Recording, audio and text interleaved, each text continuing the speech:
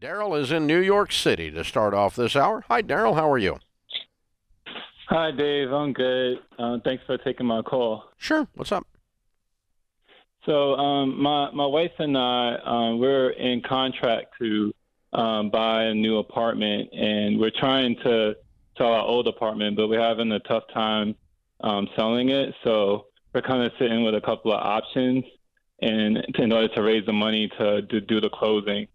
So we can either slash the price of our apartment and just like take a loss on it. I have an inherited IRA from my mom that I can liquidate and pay tax on in order to fund it. And my wife has some stock options that are vesting in November that we can possibly use, but it wouldn't cover all of it. It would cover about half. So just trying to, or we can just walk away actually, because there's a clause in the contract that would give us the ability to kind of walk away from the new apartment. You're not going to like my answer, Daryl. Oh boy. You're forcing yourself into a corner if you own two properties because you refused to deny yourself the new one. So either your house sells or you cut bait. Got it. Now, Okay. what is your current property on the market for? We put it on for $825. Mm-hmm. What is it actually worth? I mean, if I Not had what would some goob give for it, but what's it actually worth? I would say probably about $750 for being realistic about it. Okay, so you were fishing for a sucker fish. Yeah, there's this weird 421A abatement thing in New York City where property taxes. I know, like, but you were fishing for. It's not even with the abatement. It's worth $750. Yeah. And so what we're really saying is, because I won't try to sell my current property for what it's actually worth. I want to get a premium above what it's worth. Then I've got to look at, am I cashing out something and creating a taxable situation, or am I going to borrow money, or what am I going to do? Now, cut your property to what it's worth and sell the stupid thing. And if it doesn't sell, let the other one go. Okay. That's what I would do. But what I am just describing is very emotional. Because what I just did was I stuck a pin in your little dream and blew it up. Yeah, and it's hard because I use my inheritance to make the deposit, so just you're going to lose that. I thought you said you had an out in the contract. Well, to put the deposit, when we originally bought this home, it was $150,000 I got from life insurance, and I used that as the down payment on this property. No, you didn't do a down payment because you haven't closed on it. You mean you put up an earnest money of $150,000? No, the property we own now. The new one we saved and put the money. We saved all our bonuses and things to put the down payment on that. I'm just talking about the one that we own now. Wait a minute, stop. You don't have a down payment on something unless you own it. Have you already closed on the second property? No, we haven't closed on it. Okay, then it's not a down payment. It's an earnest money. So all the equity. Yeah, the equity that we have in this apartment is the inheritance I put in, basically, on the current one. That's what I'm saying. Okay, let's separate the two for a second.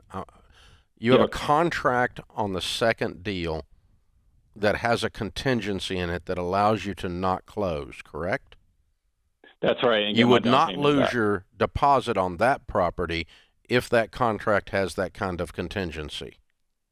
That's correct. Okay, so you're going to get all that money back if you don't close. And you'll be living in your original property, and that is heartbreaking because your mind and your sweet tooth is already set on the new place. Agreed? That's right. Okay, now, what did you pay for the current property that you are living in? $765, and then we redid the kitchen for $25,000. Okay, so you've got almost $800 in it, but it's not worth that. That's right. Okay, so you're going to lose your kitchen remodel money, but you're not going to lose $150,000 by selling the same thing for $750 or $760. Yeah, there's just a lot of fees with brokers and all that stuff, but yeah, we'll walk away with something. It just won't be like what we wanted. So what you wanted was more than it was worth. Yeah. So what you wanted was unrealistic. How long have you owned your current apartment? And we bought it in 2017, so it's been about 4 or 5 years. Okay. What's your household income? We're at about 530,000. Way to go, man. Um, you can do what you want to do. You called here and asked, so I'm obligated to answer. Number one, I wouldn't close on the deal unless the other one's gone, under any circumstances. Number two, there's a whole lot of things I'm hearing in this conversation that makes me think you impulsed your butt off on this second purchase. And now you're stuck in it, and you're emotionally stuck in it. I think it might be, likely is, wise for you to just cancel the other deal and enjoy your current $1 million property for a little while. And sit there and make $550 and pile you up a big old pile of cash. Let the value of that thing come on up a little more so you're not having to hold your nose when you sell it. Live in it another year, two, and then make a move on a much more wise, more solid footing than you're making right now. I think y'all were out wandering around one day and saw an open house and bought a house. That's what it feels like. Yeah, and especially with his income, he could probably save up to a really A lot. great position pretty quickly. Those stock options come in. A lot of other things come in. You're forcing this. Yeah. You're forcing it. It's all over it. And it feels very impulsive, feels very, it doesn't feel like it was executed with a plan. And so I would not tell you under any circumstances to own both of these properties. So one of them has got to go.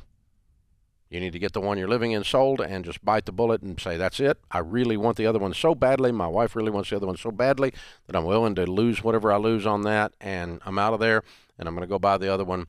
And then we're going to keep making $550. We're going to get the stock options. We'll get it paid off pretty quick. You're going to be in good shape either way. But it won't hurt you to sit in this one another 18 to 24 months and look for another deal. It won't at all. It won't at all. But I never tell people to buy two houses at once, to own two houses at once. This happened. One foot on the boat, one on the dock. The dock's leaving. Your butt's going to get wet. That's what's going to happen. You're going to fall in. And that, man, I've watched that for 30 years happen over and over and over again. And you could get away with a lot of that stuff when the market was white hot and crazy. Like he listed that thing at white hot crazy prices, the auction prices, and didn't get it. Those days, as we can tell, are starting to go away.